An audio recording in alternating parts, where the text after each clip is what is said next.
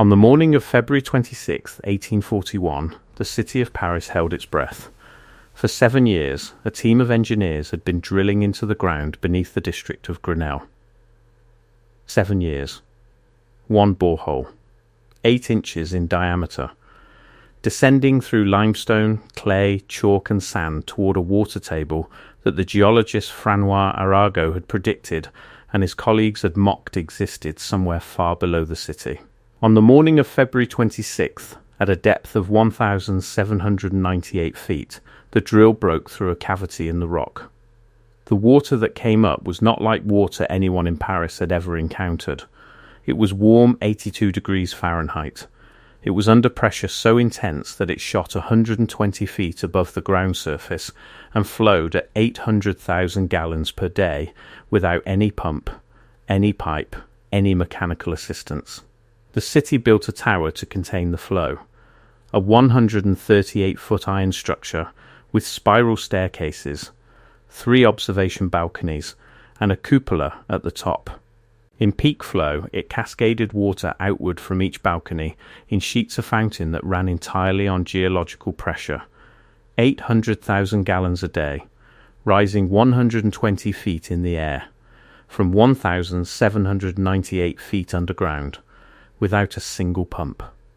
The water from the Grenelle well was used to heat a nearby hospital, to warm an industrial laundry, to supply fountains across the district.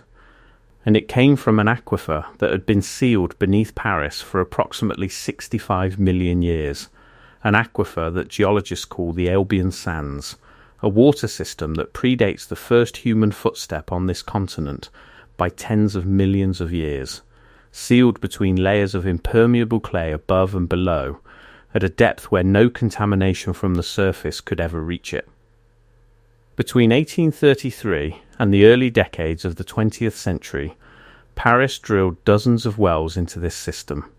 The Grenelle well, the Passy well, the Auteuil well, the Buteau-Quay well, dozens more across the arrondissements, each one reaching the same ancient water.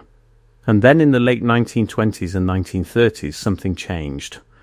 One by one, the old boreholes were sealed. The official explanation was modernization.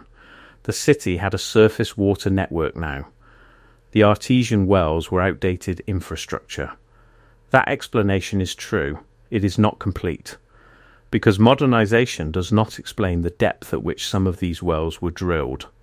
And it does not explain why the detailed records of where they were drilled, and specifically how deep, are not fully accessible in any public archive today.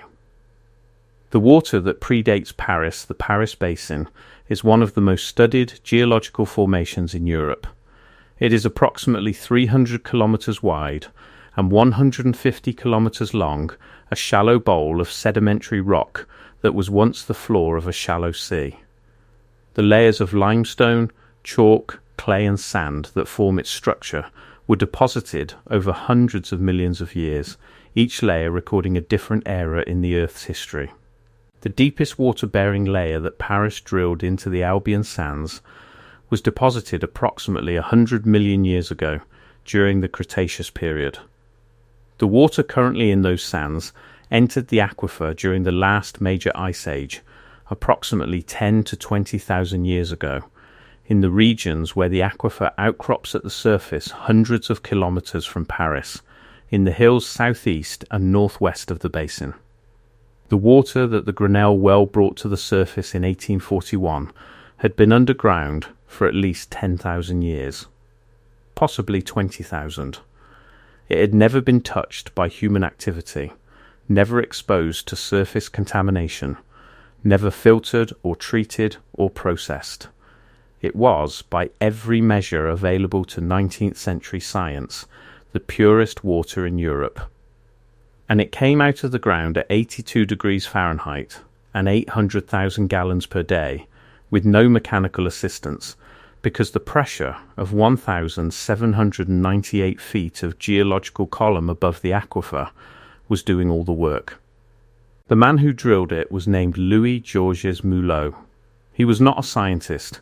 He was an engineer, a practical man who had learned cable tool drilling techniques that Chinese missionaries had described in letters sent home to France in 1828, describing how Chinese engineers had been drilling deep wells for centuries.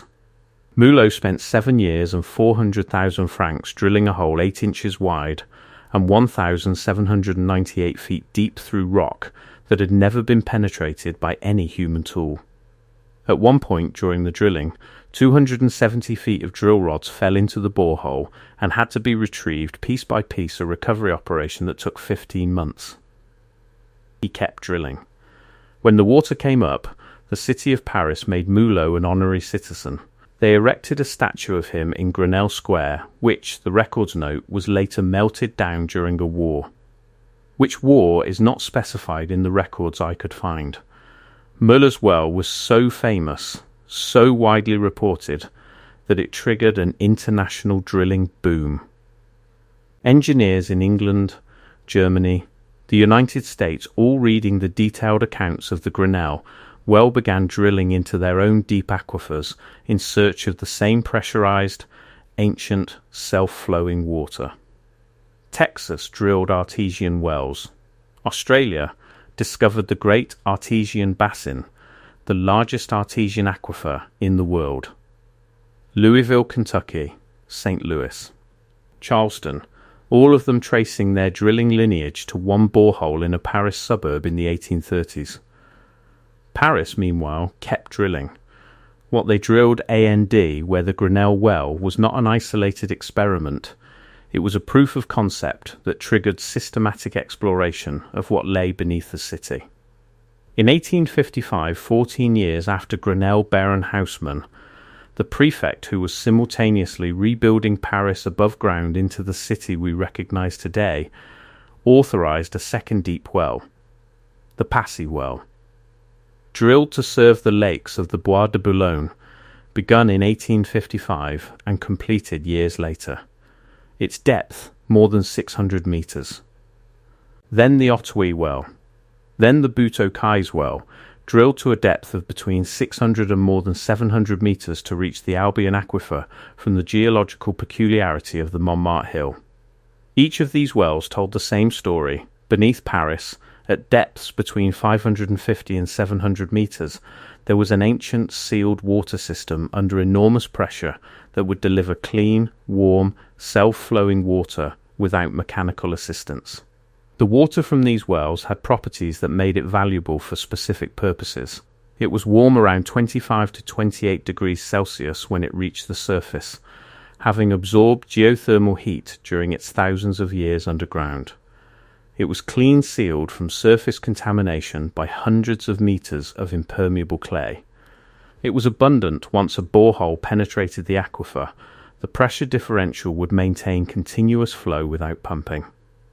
And it was free after the capital cost of drilling. The water required no energy to extract. 3 of these wells are still active today.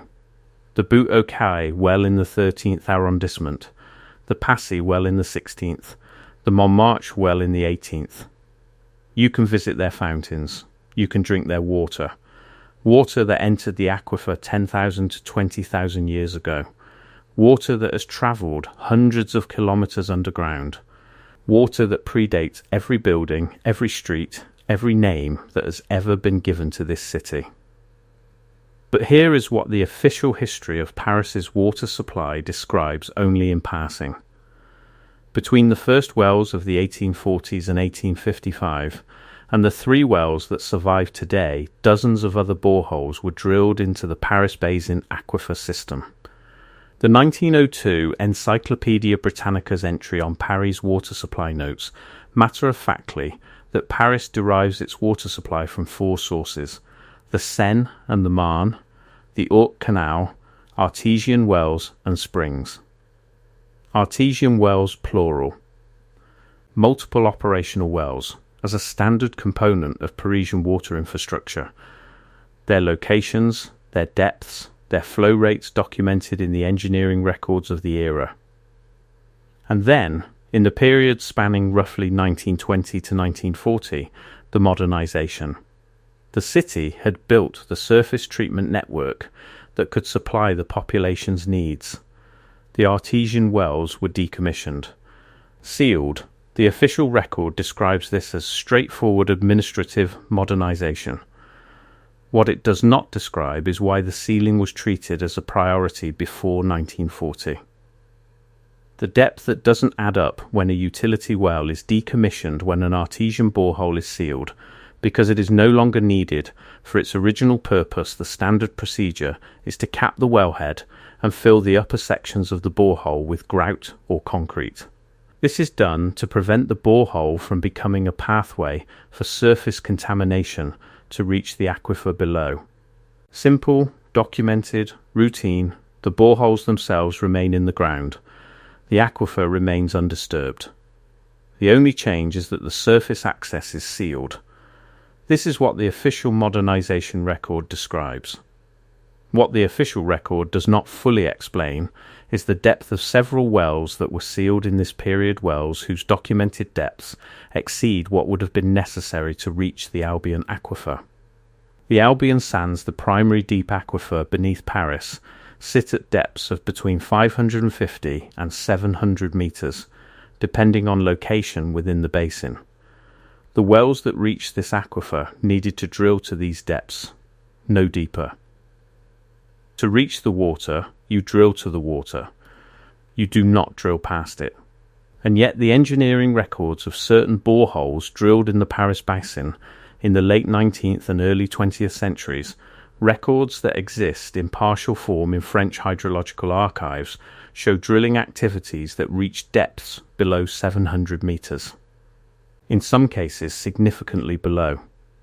The official explanation for drilling past the target aquifer is exploration testing what lies below, characterizing the geological formations at greater depth, understanding the basin structure.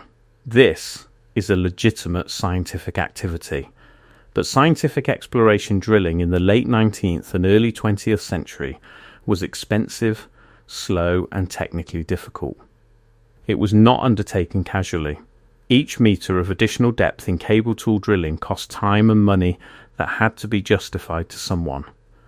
The Grenelle well took 7 years and 400,000 francs to drill 1,798 feet. Drilling an additional several hundred feet beyond an already reached aquifer at that cost per meter required a specific reason.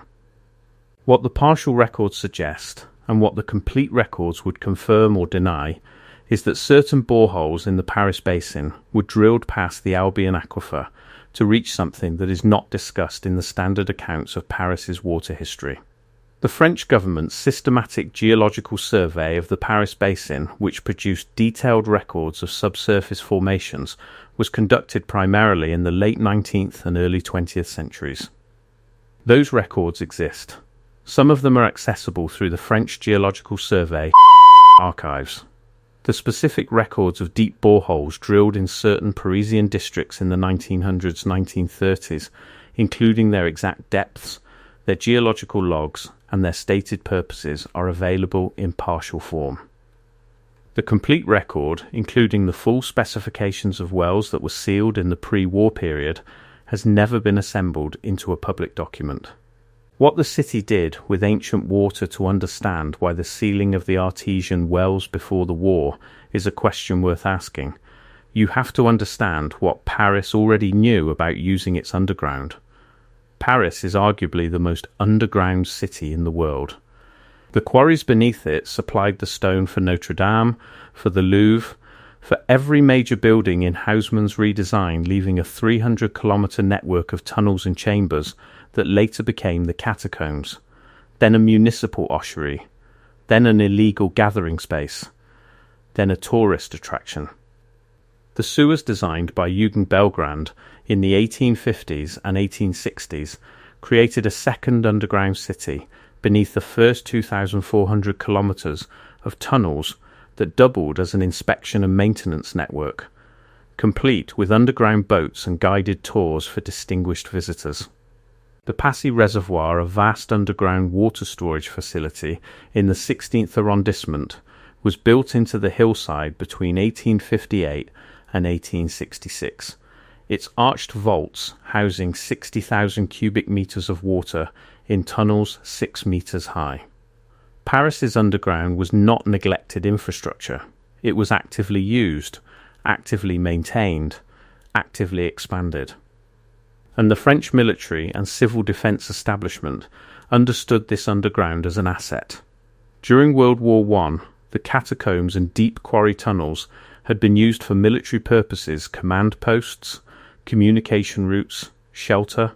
In the period between the wars, the 1920s and 1930s, French military engineering devoted significant resources to understanding and expanding the usable underground space beneath Paris. This is documented. It is not speculation. The Artesian well system, the deep boreholes reaching 600-700 meters below Paris, represented a specific kind of underground access that differed from the quarry tunnels and sewers. The Artesian wells went deeper, significantly deeper.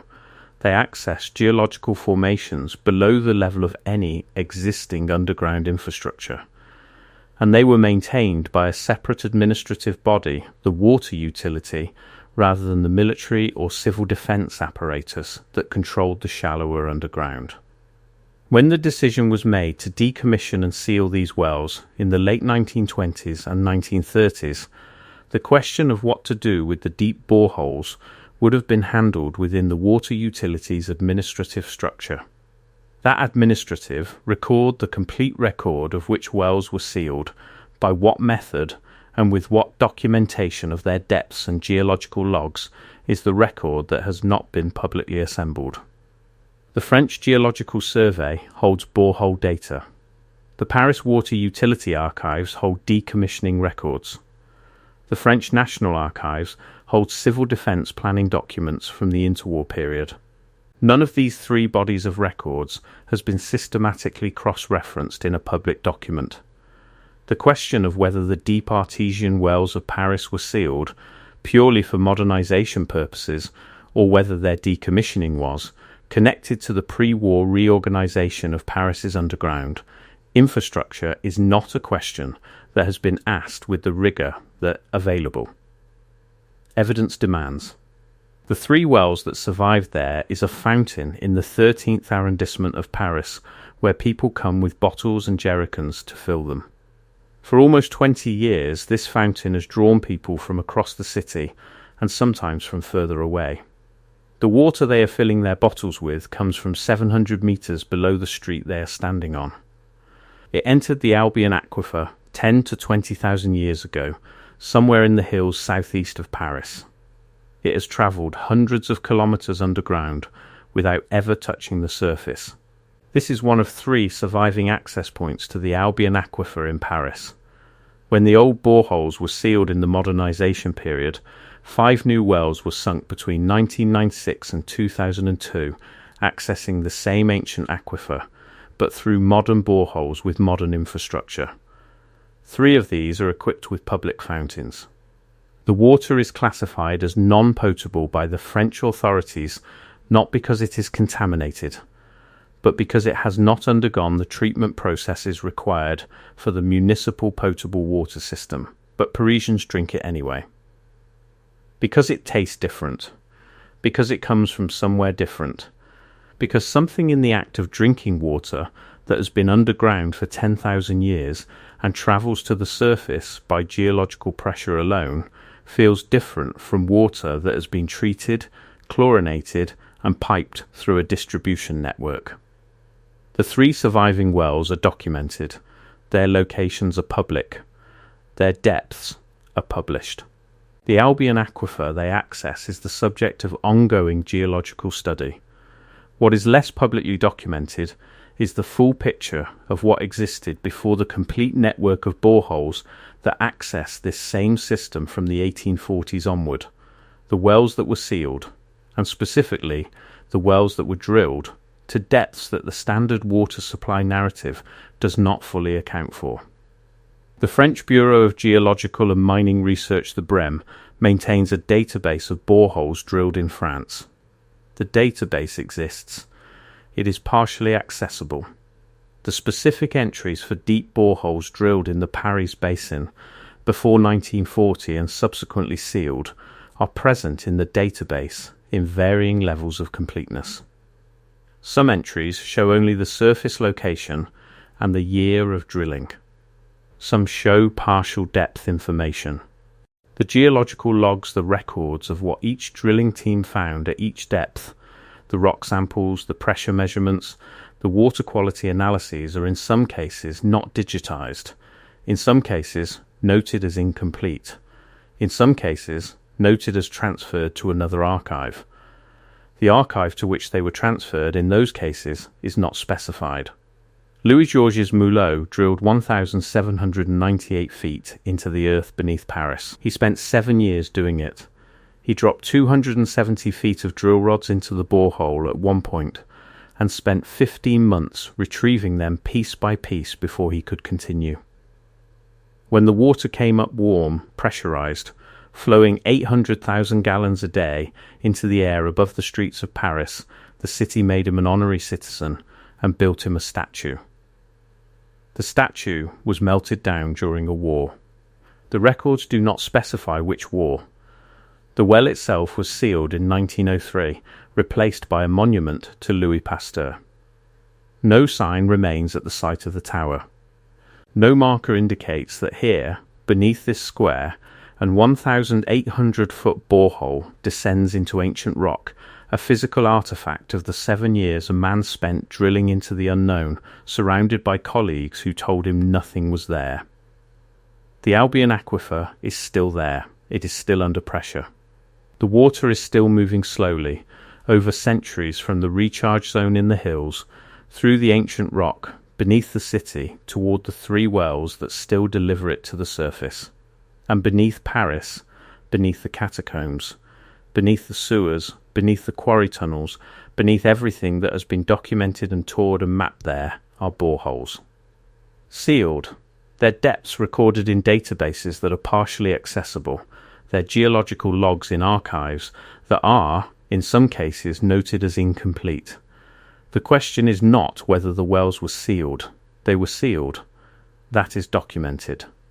The question is whether modernization is a complete explanation for the specific timing, the 1920s and 1930s, the pre-war period, and for the depth profile of certain boreholes that went further than the aquifer they were drilled to reach. Those records exist. They are in archives in Paris. Nobody has assembled them into a single public account. The water is still rising. 3 access points. 3 fountains. The rest of the aquifer sealed beneath a city that has always known how to keep secrets underground. Next week, the library fire of 1897 that only burned the engineering records.